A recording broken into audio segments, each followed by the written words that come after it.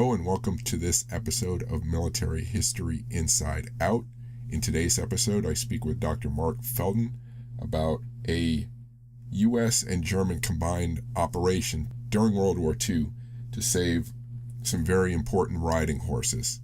A fascinating story which many people don't know about. So thank you and enjoy.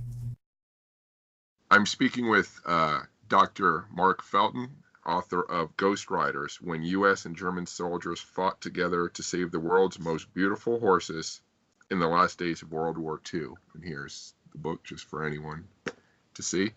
Thank you for speaking with me. Oh, it's a pleasure. So first, tell me, how did you get into studying and writing on this subject? Well, this sort of came to me as a bit of a gift, really. I was hunting around doing research on other books, and I just happened to come across some references to the idea of these highly valuable horses being saved by the US Army, but there didn't seem to be a lot of work done on it. I was also rather inspired by a book by Jack Higgins, the novelist, and it was called The Valhalla Exchange, which was all about a group of American soldiers fighting alongside German soldiers to defend French VIPs from the SS at the end of the war. And it was based on a true story which happened at a place called Castle Itter in Austria. So I thought, hang on a minute, there must have been more than one occasion when perhaps Allied and German soldiers fought together at the end of the war for various reasons. And it sort of came together with the story of the horses. And that indeed was the second occasion when US and German troops fought together for a very rather strange political and economic purpose. Mm-hmm. Yeah, when I read the book, I've read the whole thing and it was great. Yeah, I noticed you mentioned that incident, I believe. Are there other incidents that you came across? You don't have to name them if you plan to write about them. No, not at all. No, that's it. There's just the two. There's my one, which happened sort of a couple of weeks before the end of the war, and then there was the Schloss Itter battle, which was just a few days before the end. Maybe there are others. It would be fascinating to find some. Mm-hmm. Now, as I ask my questions, it will be difficult to ask them as though I haven't read it, but obviously I have. Sure. So you lay the book out chronologically. How did you decide what to focus on step by step? Well, I thought that the important focus on this story was to talk about the American soldiers themselves, why they chose to do such a seemingly insane thing as to go 20 miles behind German lines to save something as sort of esoteric as living art, if you like, these special horses from the Spanish riding school, and why would the Americans even care to do that?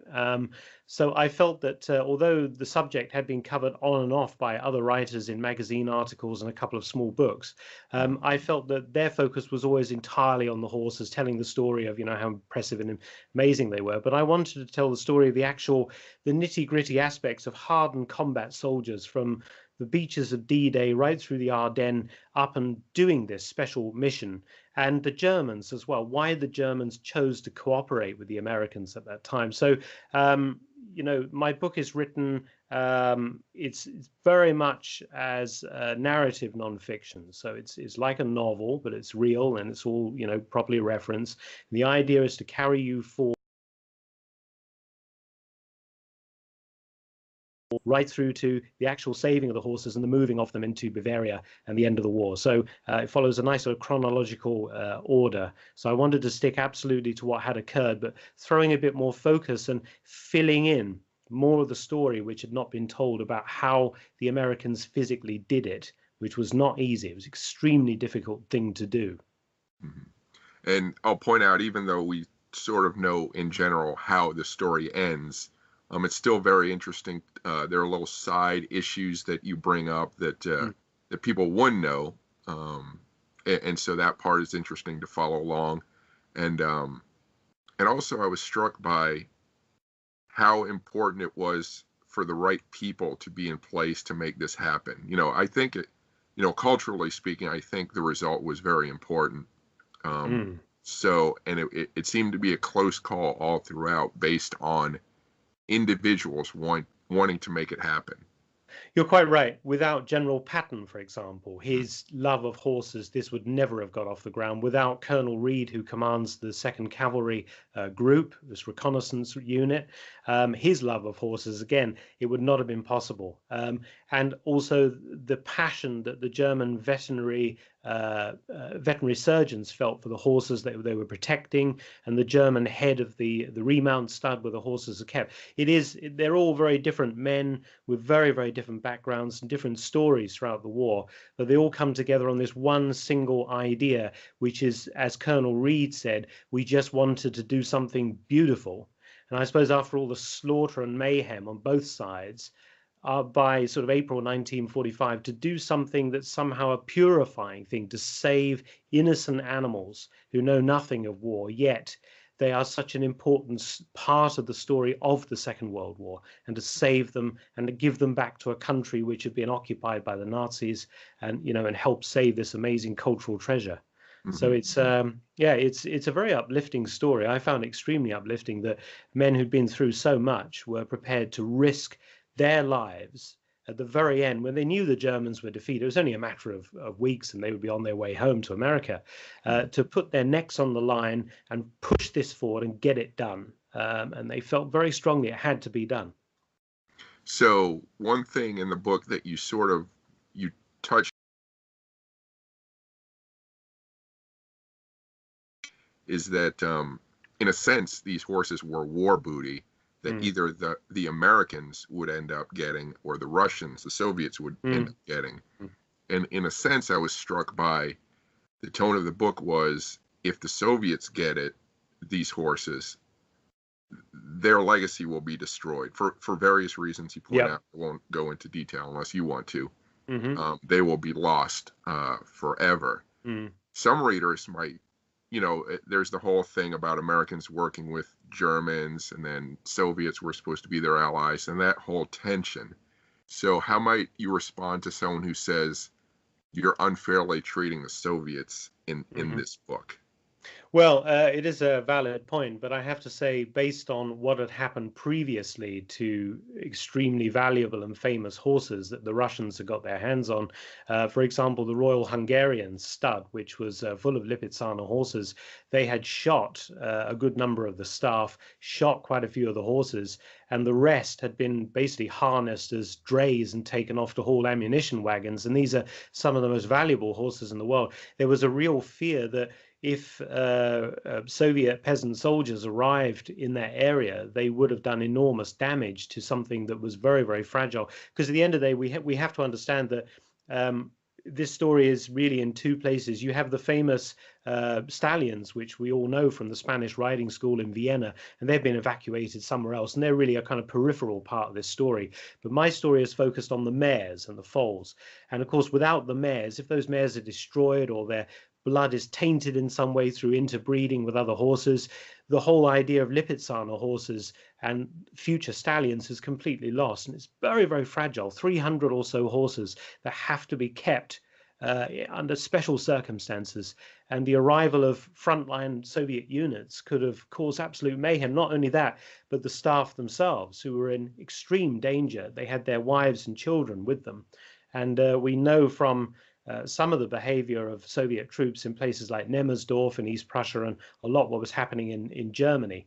They were in for a hard time when the Soviets arrived, and it was not good to be German in those areas which were captured by the Red Army. So at the very least, the stud staff and all of the veterinary surgeons, everybody would have been separated from those horses and sent off as prisoners of war, never to be seen again, probably. So to be fair, your book also addresses the Waffen-SS, who seem to be hell-bent on suicidal destruction of the enemy and themselves, and in that case, all cultural treasures would be destroyed as well, by their actions. Yeah, so the SS become a kind of a third party to the story. So the real issue initially was to get to the start and rescue the horses before the Soviets took that area. And the Soviets are about 40 or so miles away from hostile in what is now Western Czechoslovakia, and the Americans are 20 miles away. So they rush in and secure it and then work out how the hell can we actually move these horses, which is a very difficult thing to do to Bavaria. So that was the great fear. But of course, suddenly out of nowhere, you have the regular German army still fighting, but they basically allow the Americans a pass to come through a bit of their lines to take these horses out, and we'll turn a blind eye. However, the SS are in a completely different ball game. They are retreating from other battles that they have fought in Austria and elsewhere. And it is true that an SS unit, Panzergrenadier unit, came up and launched a couple of fairly strong attacks against this place when they found this unit of Americans 20 miles behind the German front line. Now, we don't know what they were after. We can presume either they were trying to take the horses for themselves because they realized the value, perhaps as negotiating chips, bargaining chips. They wanted to kill Americans. They wanted to destroy the entire collaboration between Americans and Germans, which was evidently going on. They could see what was going on by observing the place. So it's a very peculiar situation. But the upshot was a lot of dead SS and a successful battle fought twice by the Americans with a lot of help, which I expect you'll talk about later, in beating off these attacks. So it's a good story, I'd say. Yeah. And having read it, I feel, I guess by your style or the way you wrote it, it felt like I almost feel the sort of the tactile sensations of being there, the tension and the castles and these, pretty picturesque surroundings. Yes. With war flaming around them. Yeah. Yeah, I mean, I was fortunate to do a couple of field trips there, and I walked all the ground and visited everywhere where everything occurred, and it's really unchanged, I have to say, from 1945. It's a beautiful landscape, rolling hills and forest, and it's very ancient Bohemia, and you're quite right. And then you have all this violence occurring there, and it's one thing I've tried to do in quite a few of my books over the past few years. I want the reader to become immersed in the story. I want you to forget that you're reading a history book. There's nothing worse than being sort of lectured, by a historian. I want you to forget that and just think, wow, this is a really good, exciting story. And yes, it's footnoted, but it carries you along, and you start to care for the characters. You start to care for their journey and what happens to them, and you doubt and you worry whether they're going to actually make it through and be successful. So that is absolutely extremely filmic. That's what I'm aiming for. I want you to visualize it in your mind, and so I'm very pleased that it worked on you. So hopefully it worked on a lot of other people as well. Yeah, and that was the logistical issue was also fascinating because these horses weren't kept as one group moved from one spot to another. It was they were all had to be split up because what was it, hundreds of horses? You can't. No, I mean the problem is, they're overloaded with horses because the Germans had been moving horses to this place because it was so safe for so long. They'd been moving them from all over the place, firstly for a breeding program where they're trying to create what is called an Aryan warhorse, which is some kind of bizarre veterinary experiment, which doesn't really pan out for them. And that was the great fear, that they would interfere with the Lipizzanas. They also had there, of course, some of the finest racing horses from Europe, which had been captured from the Rothschild collection and various others. They had some of the finest Arabian horses. So, I mean, as in, nicking art, everything that wasn't nailed down, the Nazis took. And in this case, horses were a living treasure, and they took it and they used it. And by the end of the war, thank God, the German staff who were in charge could see their value and really thought that they couldn't allow them just to be swept away by the changing fortunes at the end of the war and the evident beginning of the Cold War, that something had to be done. And of course, the only choice they had were the Americans. That was it, really. They couldn't do it themselves, and they certainly didn't want to wait for the Russians to arrive. So they had to fall into the waiting arms of the Americans. And thank God it was an American cavalry unit that was closest. to where this was happening. And of course, these guys, some of the older officers, particularly Colonel Reed, had grown up in the horsed cavalry before they handed in their horses and took over Stuart tanks and armored personnel carriers. So they still long for and hark for the smell of horses and riding horses, and they're all polo players and eventing and all this sort of stuff. So they knew immediately the value of this, which so as you said at the beginning of your interview, it was just a perfect combination of the right people at the right time. You remove one person or one particular event, it all goes completely pear-shaped and ends with destruction and loss. Yeah. So yeah. So yeah, and also something you mentioned just a minute or so ago, of all the, I thought I was pretty familiar with, like, from the horrific and obscene to the ridiculous that the Nazis engaged in their activities. I thought I was pretty familiar with all of it, but then when in your book you mentioned they were trying to create an Aryan warhorse breed, Yeah.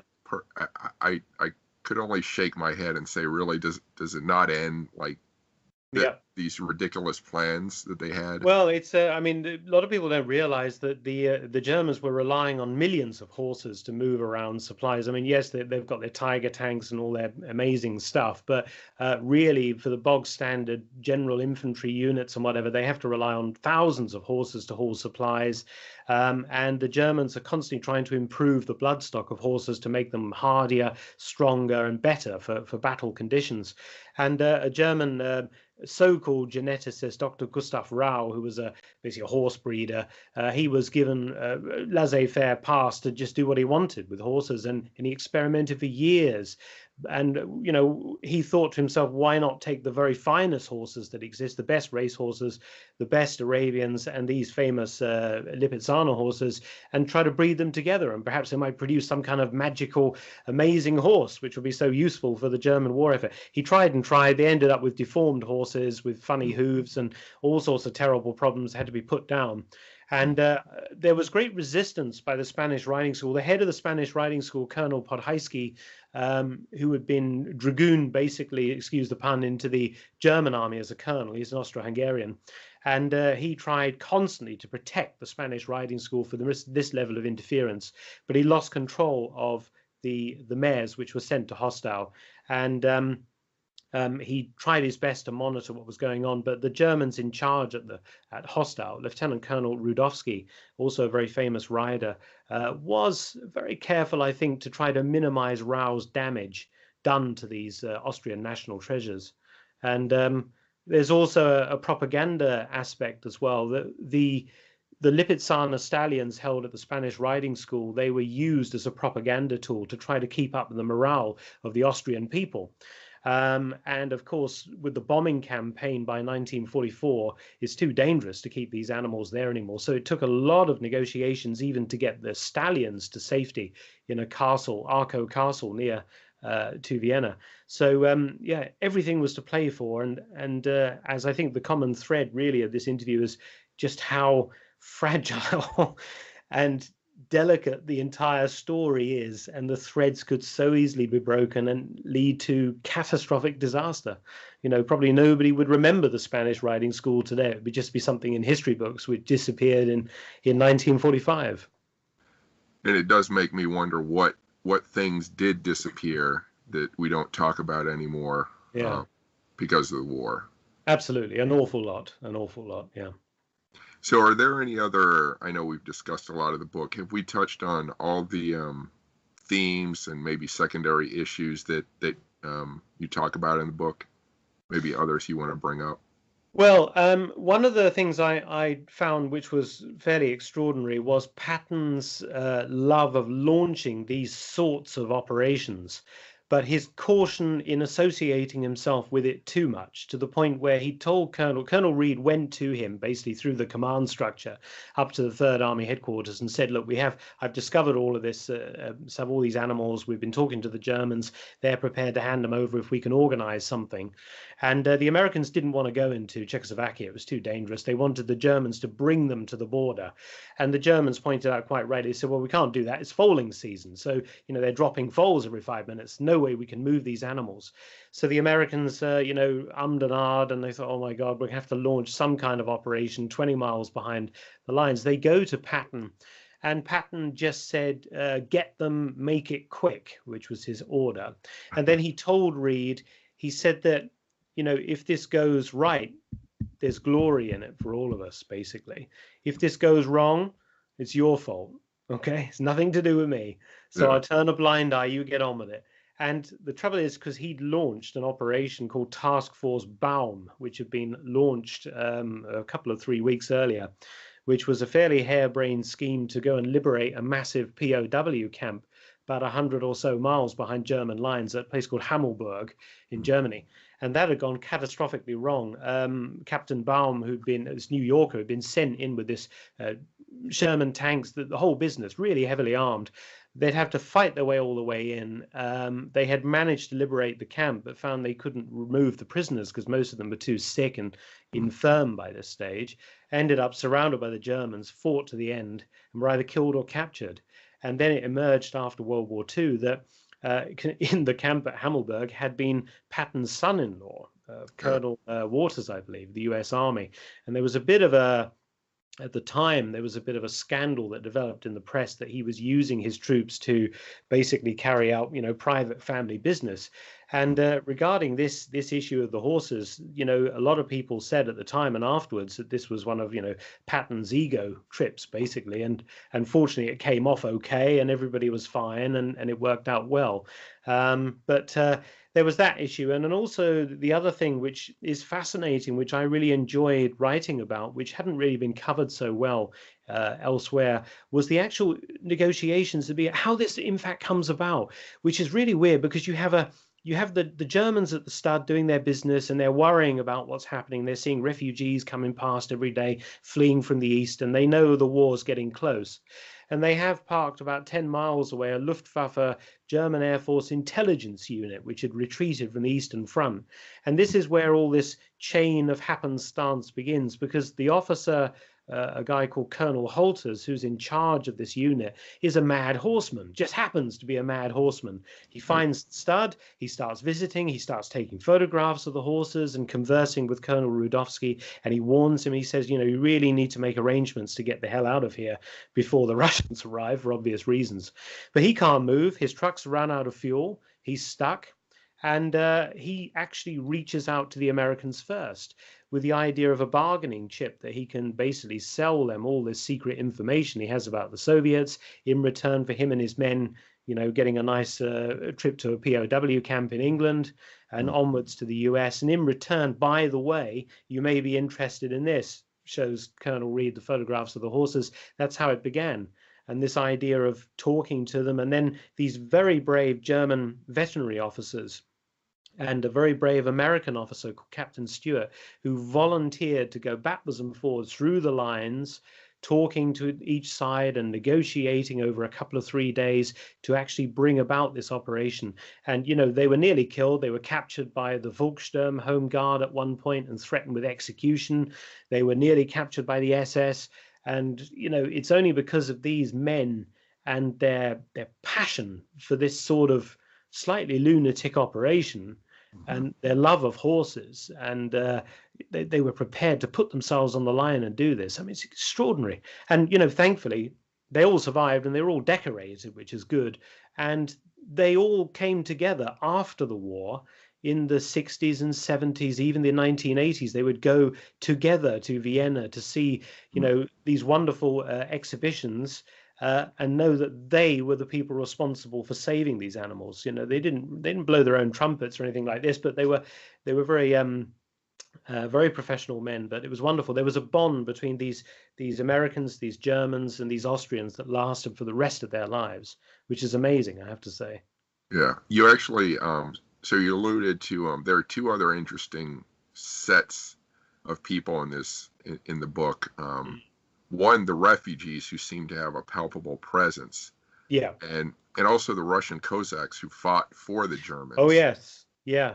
They're a fantastic group. So yeah, I mean these Russian Cossacks had retreated themselves from Poland without orders, and they were Lienz Cossacks who were fighting for the Germans, wore German uniforms with Cossack hats and swords and whatever, and expert horsemen. And a guy called Prince Amazov, who was their commanding officer, took a small unit with his wife and children and retreated with about 150 Polish horses, Panya horses, to the stud, and turned up and said, basically, give us shelter and look after our horses, which the last thing they needed were more horses to add to 700 or so horses they had. But of course, they're extremely useful, and they become incredibly useful during the retreat, Operation Cowboy, the actual removing of these animals under the American supervision to Bavaria. And it's extraordinary. You know, you've got these, so you've got this weird group. You've got American GIs, you know, just 100 or so of them. You've got Allied POWs who were released by the arrival of the Americans, who chose to stay on because they'd been working in the stud, looking after the horses. They love the horses as well. There were Brits, there were Aussies, there were New Zealanders, there were Serbs, French. And what did they ask for? They asked for weapons, and they asked to join what became known as Stuart's Foreign Legion, which was this madcap thing of the Americans didn't have enough troops there to defend the place, so Captain Stuart has to start recruiting and rearming field expedient, Allied POWs, Germans, all sorts, and they fight together against the SS. I mean, it's an extraordinary story. And then the Cossacks, and so it's about a sort of weird sort of United Nations feel to it, all different, you know, creeds of nationality and political opinion, but all working together for one purpose only: to save the horses and save themselves at the same time, which is wonderful, I think, you know. Yeah, yeah. At the end, they all came together for the purpose of humanity and culture rather than anything else. Absolutely, absolutely. So let's turn to the resources you used for the book. You mentioned some of what you used already. Can you elaborate? Well, I had a lot of cooperation with relatives. I even managed to find one or two people who were still alive who took part in these operations, who are now extremely elderly in their 90s, but they granted me interviews very kindly. I've always worked very closely with relations. You know, I'm writing, most of my books tend to be set in about 1944, 45, and unfortunately, most of the veterans have now passed on. So I do work very closely with those. And archivally, there was a massive material in the US National Archives in Washington, College Park in Maryland, masses of material that I don't think anybody had ever looked at before. And it was all, you know, the radio chit chat and all of the combat action reports and everything. And, you know, you can build up literally a minute by minute account of what the hell is going on and who's doing what. And it was fascinating to be able to fill in those blanks, which really had remained completely blank, because the story is always told, oh yes, we're going to go and do this. Now we've done it. We're there. We've got there. But what happened in those 2 days to actually get there? All the problems they had with the Germans, they had to fight their way in, they, you know, all this sort of stuff. So really fascinating. And I also had a lot of help from the 2nd Cavalry Association, which has been absolutely marvelous. I mean, they have wonderful military historians who know everybody, they know all the sources, and they managed to dig out amazing things, letters and diaries and photographs, which nobody had ever seen before, literally had never seen outside of a, you know, some kind of archive. Wonderful amount of material. So you put it all together, I think I've squeezed this about as hard as I can for every drop of information I could possibly find. And from the German side, I had some help in German archives, and I was able to find all of the interrogation reports for the various German officers involved who were debriefed by the Allies after the war. So that provided the German side. And I thought it was very, very important to tell the German side of this story, which has also been largely ignored as well, because this is a major issue. I mean, they're defending their front line, and should they allow Americans to pass through 20 miles behind to do this and then perhaps come back out again? I mean, it's such a difficult thing for a general, anybody else to allow to happen. And there's wonderful debates and arguments and issues there as well. And and even in the UK, I was able to find quite a bit of archival material as well. So there's a massive things out there. Sadly, as is always the case when I write these things, it's published. It goes out, and then 6 months later, somebody contacts me with, I found this box, in the attic Uh, that belonged to my grandfather, and there's some other thing I'd love to have put in, but that's just the way it goes. But there we yeah. go. Yeah. So, and did you say the riding school, did it have Yes, information the used? Spanish riding school. I went to the Spanish riding school in Vienna, and I very kindly had a wonderful tour all around the off-camera areas, if you like, looking at all the horses today, and examining, just on site, just to get a feel of the place, which does appear in the book. I drove hundreds of miles through Germany and Austria and the Czech Republic, visiting all of the places where everything actually occurred, which was fascinating. As I mentioned, very little changed in the Czech Republic because, of course, it eventually became communist Czechoslovakia, and there was very little money to change and improve these places. And since the Iron Curtain's fallen, they've had quite hard times there, and so the stud is still there. It's in a very rundown condition, but I was fascinated. One of the satellite studs at a place called Schmolau, which has now changed its name to a totally unpronounceable Czech name.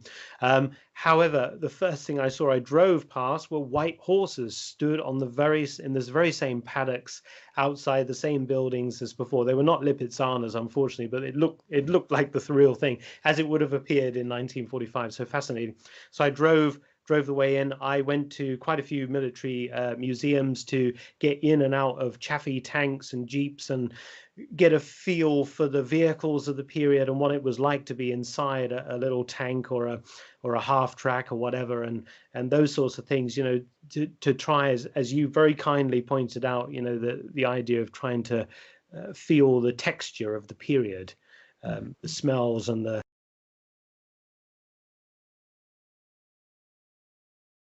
eyes would have had at that period.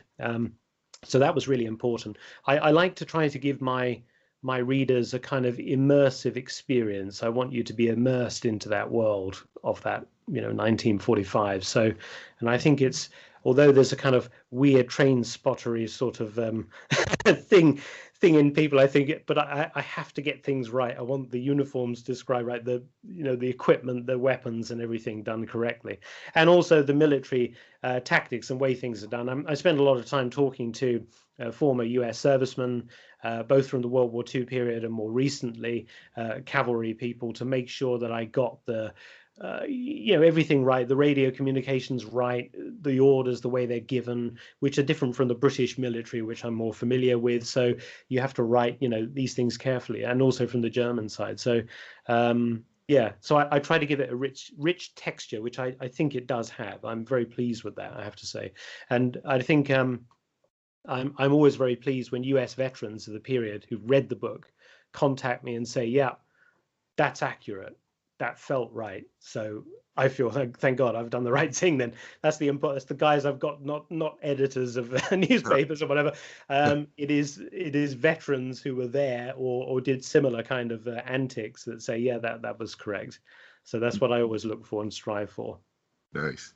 Were you able to come across any of the physical items associated with this operation? Maybe one of the makeshift trucks or saddles even that someone rode or anything? No, unfortunately, there are a few things in there's a museum in Germany, which is still part of the 2nd Cavalry, because they're based at Vilseck in Germany still as part of the US forces in Germany. And they have quite a few bits and pieces there that were used, weapons and bits and pieces. But unfortunately, most of this stuff has become scattered to the winds, sadly. But fortunately, everything that was used on the American side, German side, you can find it pretty much in most museums. It's fairly, standard equipment and things like this. In the Spanish riding school, they, of course, have things that existed during that period that we used with some of those famous horses, which are still kept in their museum there, which I was able to look at, which was fascinating.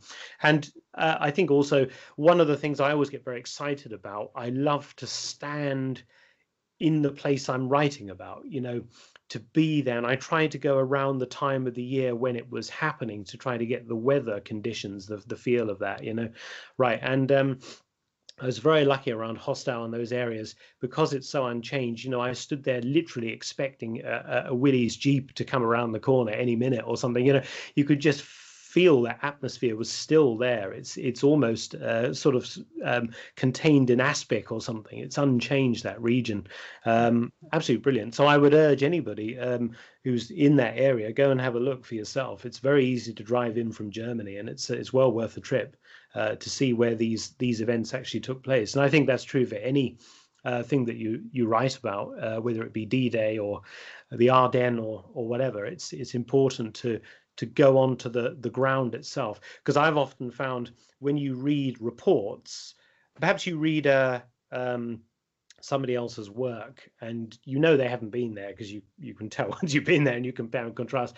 And then if you read the actual military operational reports, they tell a quite different story, because what can seem quite far away in a book is a 5-minute journey or a 3-minute journey or something, and that can really change the whole dynamics of telling that story and fill in some of the blanks that may have seemed rather mysterious before. So that's always fun. Researching is the really fun part, and writing is very exciting as well. And then after that, it just disappears to the publishers and editors, and then I move on to my next project. I mean, we're talking about this now, but I'm already 3 books down the road now onto other projects. So it's quite funny. I have to keep sitting back trying to remind myself now, who was that? What was the name of that guy?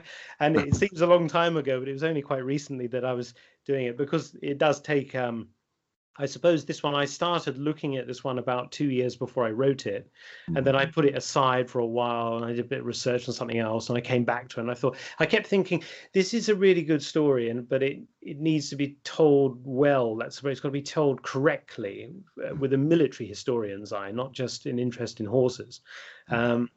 So I got through a previous project, got that done. And I thought, I must do this one now, get it done. And unfortunately, the publishers were very, very, Da Capo in the US in particular, were very, very interested. And some people probably who are watching this may remember a Disney film called The Miracle of the White Stallions, which was made in about 1968, I think it was, with Robert Taylor, I think, as the main character, which was a highly fictionalized version of this story. And that fictionalized Disney film, a Hollywood version, has really informed a lot of people about what happened about the story of the White Stallions. But of course, the true story is considerably more gritty, a little bit horrible in places, much more to play for, and certainly not a Disney story by any stretch of the imagination at all. So you had mentioned, I was going to ask what you found most enjoyable in your research. Yeah. Well, for me, it's when I first get the idea, when I first see something that is doable. I mean, I have to spend some time. I kind of stress test the idea. So I get an idea. I try to find everything I can that may exist about it that's easy to find to start with. Libraries and bits and pieces, or any online sources, historical societies, these sorts of things. And then, most importantly for me, because I'm writing narrative nonfiction, it has to have a narrative arc to it. It has to have some kind of story with a resolution to it. I don't want to simply tell a history book story. So, and I really want a happy ending. That's quite important. I like the fact everybody goes home for tea and medals at the end of it. That's good, because if you invest all your time in reading my book, I don't want you to be, contemplating suicide at the end of it because it's so depressing. I want you to be happy and think, oh, well, that was a bit of a rough ride, but yeah, they did it. God, I feel great. That's fantastic. Just as in a film, so you feel good. So that's important. And if it has that filmic quality to it, the clear narrative arc, then I will start the deep research that will take months and months and months and months, and then a lot of traveling and everything else, and really commit to it. And you live with it day in, day out for about 18 months until the project is done. You just live and breathe that. And I have further immersion techniques I use, which is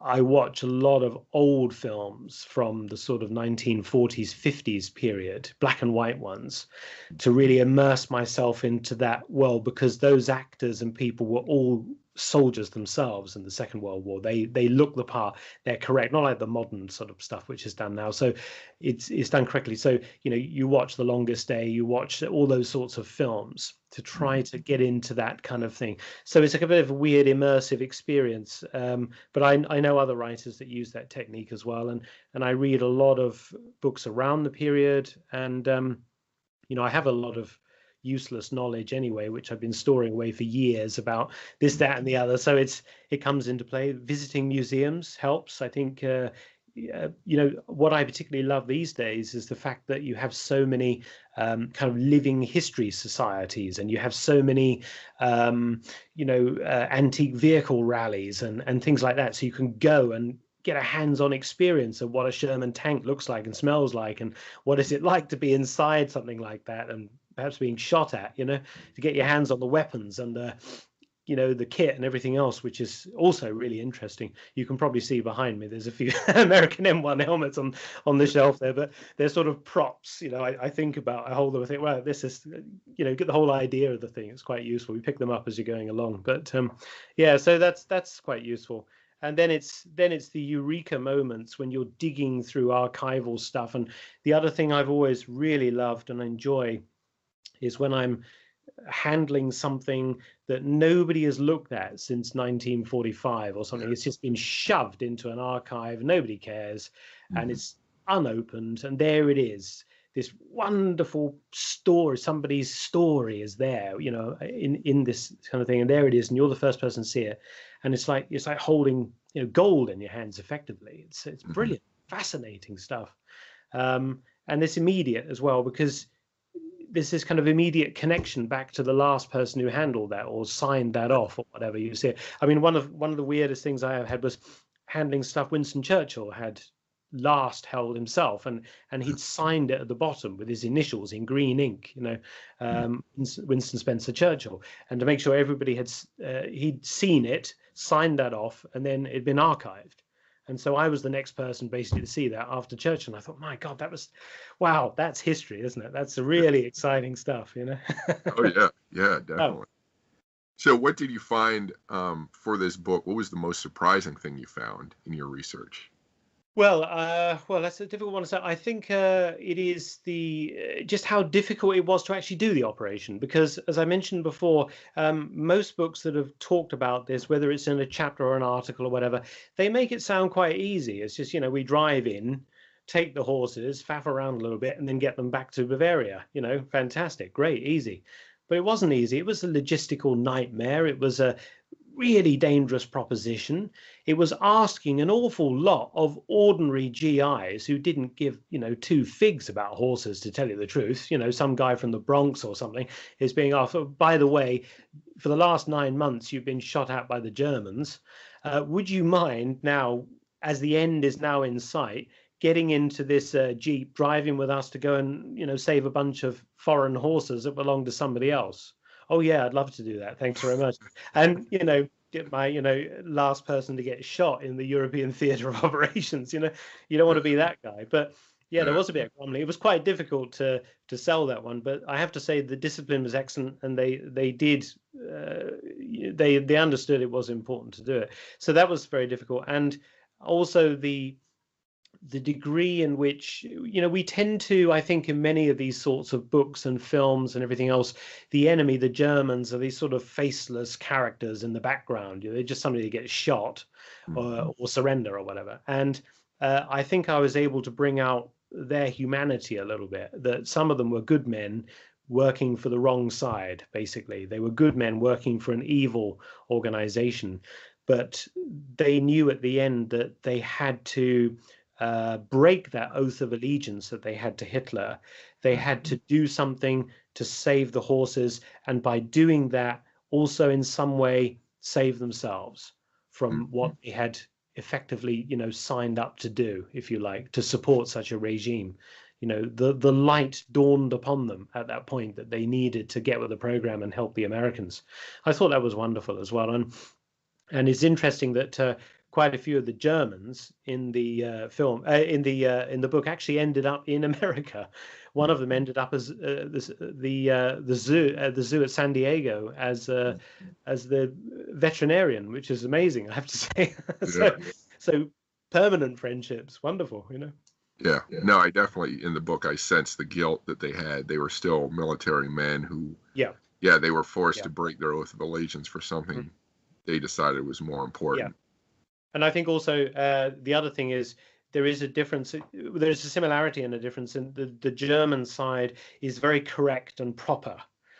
Prussian kind of officer ethic that they must do the correct thing. And you can tell even with the arguments they're having with quite senior generals, General Weisenberger, for example, who's left in charge of this section of the line. He knows the war's finished, but he's not going to break his oath to a man that he doesn't agree with anymore, which is hilarious. And even after Hitler is dead, they know Hitler's dead, they continue fighting because they believe it is their duty to defend their country from enemies, and they will not break their oaths, their officers' oath of allegiance to the army and everything else. So there's kind of stiff back kind of Prussian thing going on there. On the other side, you have the Americans a bit more relaxed about that sort of aspect, but nonetheless also on a mission. They are on a mission, as they see it, to liberate Europe from evil, and they are absolutely switched on and focused to get that job done as quickly as humanly possible so they can go home to their wives and kids and their lives, which have been interrupted by this war. And other people like Colonel Reed, who was a professional soldier from before the war. You have that small number of officers and men who were, you know, pre-war professionals. The army's been their life and their love, I have to say. And this was in many ways the sort of icing on the cake to a fairly horrible 9 months from Normandy right through, particularly the Ardennes campaign in the winter of 44-45. You know, it's springtime in Czechoslovakia, and it's just at the end of that horrible, harsh winter, and then this wonderful thing happens, and then the war finishes, which is good for everybody, you know. So it's I like that, you know. Yeah. So what was there a question or issue you were trying to research that was particularly difficult to come to a conclusion on, or perhaps it's still an open question for you? Well, it was just the only thing that I found was difficult. It seems that the U.S. archives had been, how can we say politely, sifted at some point. Certain documents must have been removed to do with this operation.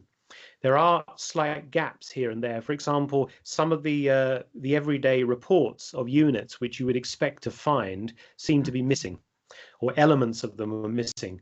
So perhaps, I don't know, something else was going on. I think mostly the problem was why some of the archives have been sifted slightly, that they leave a little bit of gaps here and there.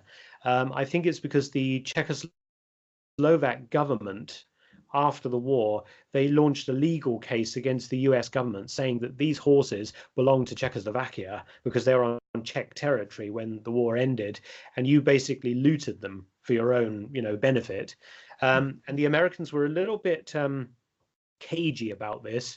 There is, you know, hundreds and hundreds and hundreds of pages of post-war legal transcripts about in Washington arguing about whether we have in fact nicked these horses or whether they are spoils of war or whatever. Now, regarding the Lipizzaner horses that belong to the Spanish riding school, the Americans returned those as soon as they could to Austrian control, and that was the good thing. But when it came to the Arabian stallions and the race horses, quite a few of those did end up being shipped off to the US, and some of them ended up in private hands. And some of these very famous race horses were auctioned off from various army bases in the few years after the war. And so there was a bit of a, I can't say exactly a cover-up, but they would prefer not to talk about that aspect of it because it left a little bit of a bad taste that perhaps there was an element of somehow looting or whatever. Regarding the Czech government's claim, well, this is nonsense because, yes, those horses happened to be on Czech territory, which was occupied by the Germans at the time and then was occupied by the Soviet Union. The horses themselves belonged to either individual families in Europe, in France and elsewhere, or to institutions such as the Spanish riding school or other studs which have been destroyed through war. So it's a bit of a thing. I didn't really go into that too much at the end of the book because my focus was really 100% on the Lipizzaner story, which was good. I mean, they only lost a few horses they had to shoot through accidents and whatever, but nearly all of them were returned in full working condition back to the Spanish riding school. So that was pretty much the only thing, I think. Interesting. What did you come across that had the most emotional impact on you, either positively or negatively? Oh, that's a really difficult question.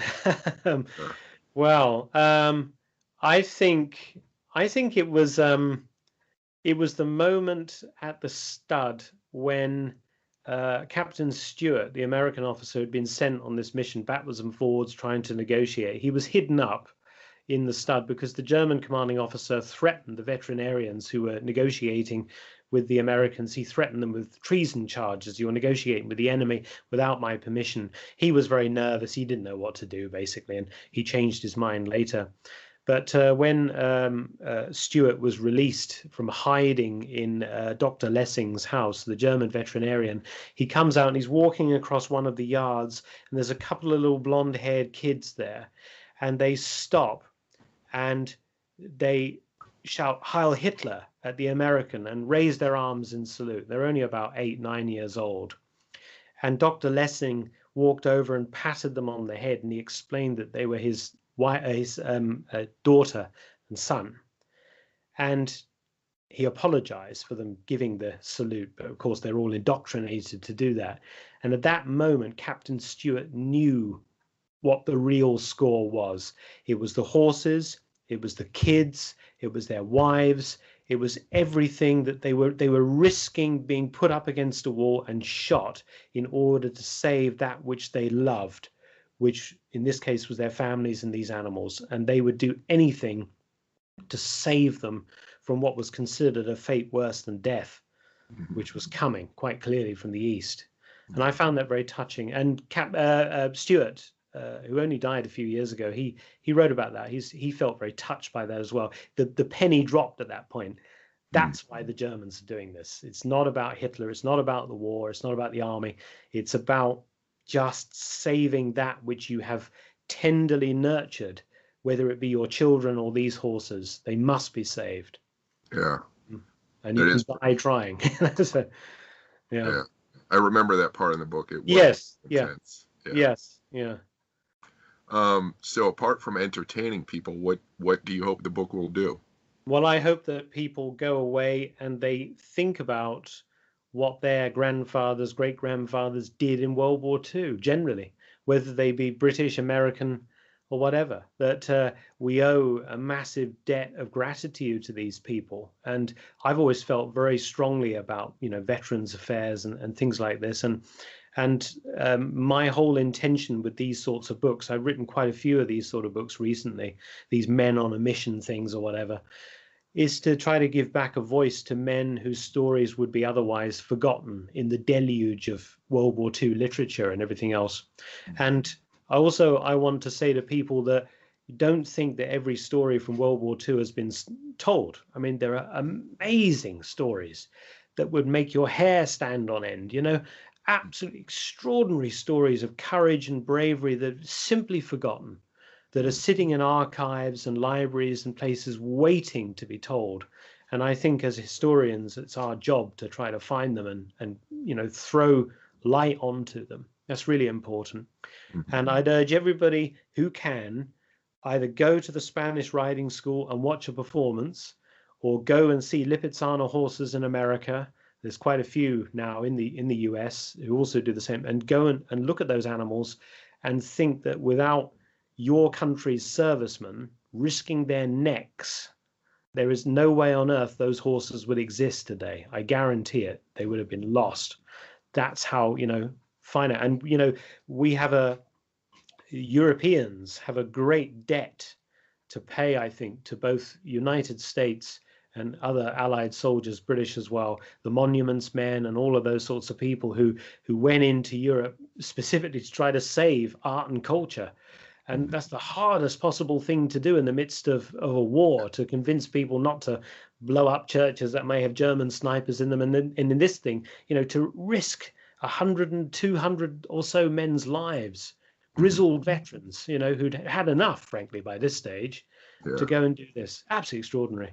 But I Yeah. think animals do touch people. In Britain, we're very, very silly about dogs and cats and horses. We're very, very sentimental about animals, and I think Americans are as well.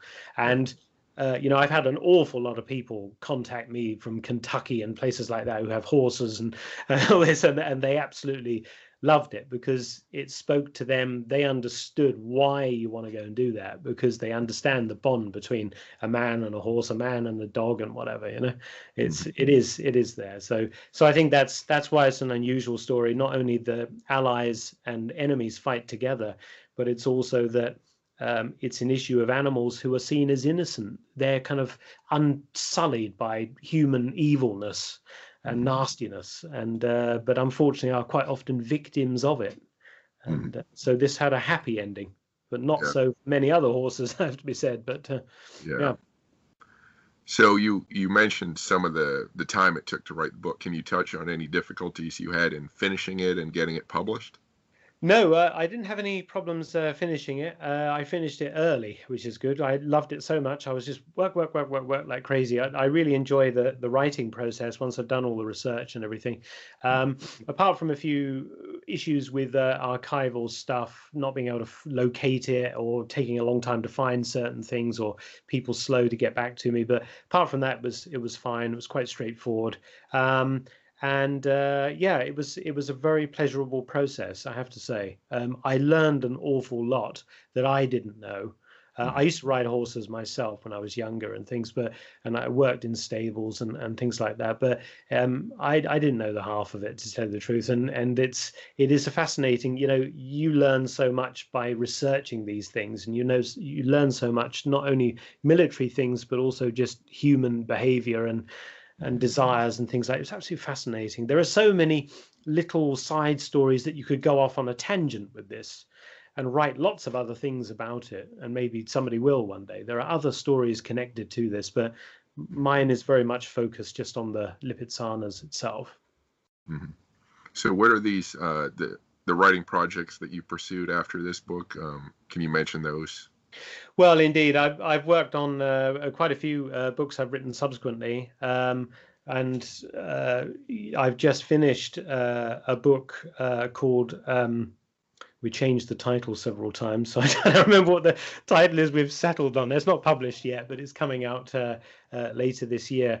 Operation Swallow. That's it. Operation Swallow was settled on now, and that's a really extraordinary story. It's another one of these stories I couldn't believe that hadn't really been told in any great detail. It's about Jewish American prisoners of the Germans, USGIs, who were captured in the Ardennes, Mm. and they segregated what they thought were Jewish Americans. In fact, they grabbed anybody who looked as they thought Jewish, and they sent them off to a concentration camp for heavy labor on a top secret project where they were brutalized and murdered and things like this. And three of them, including their senior man, escaped and tried to get to the Allied front lines to tell them what the hell was going on.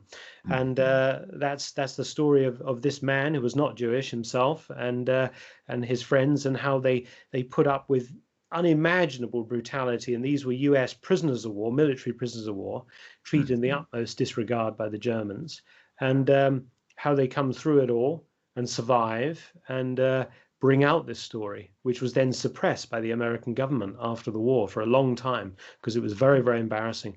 So that's what I finished the book, and we're just in the editing process now, and that one's coming out later this year in the US and also the UK. And I'm currently working on a new project, which I can't tell you anything about because it's top secret, but it's really fun. And I'm off to Germany and Austria shortly doing field research for that. So it's going to be a good one. Okay. And where can people find you online? Well, I'm all over the place. So I have my website, which is markfelton.co.uk. You Mhm. can find a lot of stuff about my books on there and articles and things like that. Mhm. And I also have a fairly a good presence now on YouTube. So I make a lot of YouTube films about lots of things I'm interested in that couldn't possibly be books because they're too small or whatever. So that's Mark Felton Productions on YouTube. And we're almost at 100,000 subscribers. So I'm about to have a mad celebration for that. Should be popping some champagne when we eventually get there, hopefully in the next few days. So that's really good. So it shows there's a great love of military history amongst all age groups. And so that's good. So do check that out. I'm sure they'll find something interesting on there to watch. Yeah, I've had this debate about young people being interested in military history, and I've said that whereas maybe they're not so much into the dates and the actual timelines, they are definitely into the whole feel of it, especially the video games. Absolutely. I mean, I get a lot of mail from people from all ages who've read my books or watched my films or seen me on some TV documentary or whatever. They write to you about different things. And, I had a letter only recently from an 11-year-old in America who wrote to me about a book I wrote called Zero Night, which is about British officers escaping from a POW camp, which is being made into a film later. And this young man found it very inspiring. He found that the behavior of these people and their refusal to give up and refusal to lie down, very inspiring in his own life as an 11-year-old at school, that he felt he could take some inspiration. And I took that kind of inspiration myself, 11, 12 years old, reading the Colditz story, reading about Douglas Bader, the famous British fighter ace missing both legs. And I thought, blimey, if these guys can do that, what are we complaining about? We've got it pretty easy. We should, dig in and get stuck in and get on with it. And they are very, very inspiring people. Both of my grandfathers were World War II combat veterans. And, I learned an awful lot at their knees, I have to say. And I think that sparked my interest in this. But it's, yes, they really were a very, very special generation indeed, I have to say. Oh, yeah. They went through a lot. They did a lot. Yeah. So that's all the questions I have. Do you have any final thoughts or words?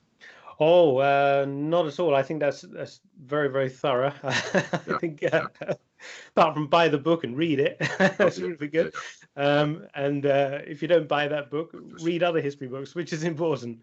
There we go. Yes. Oh, wonderful. Yeah. Is this the same cover? I got a review copy. No, I've got the British version. I've got both versions over here. So I've only had hardback copies, but I presume a paperback's coming out as well soon. But so that's fantastic. I think there's an audio version as well, which people can listen to, as well as Kindle, which is great. So if you don't like reading books, you can certainly listen to it or something like that, which is good. Yeah. All right.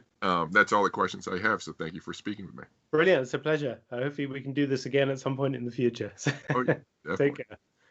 This podcast has been presented by WarScholar. Thank you for listening. Don't forget to visit warscholar.org or militaryhistorypodcast.com for more great interviews and military history information. Your visits help support this podcast. One of the best ways to provide feedback for this podcast is to rate me on iTunes.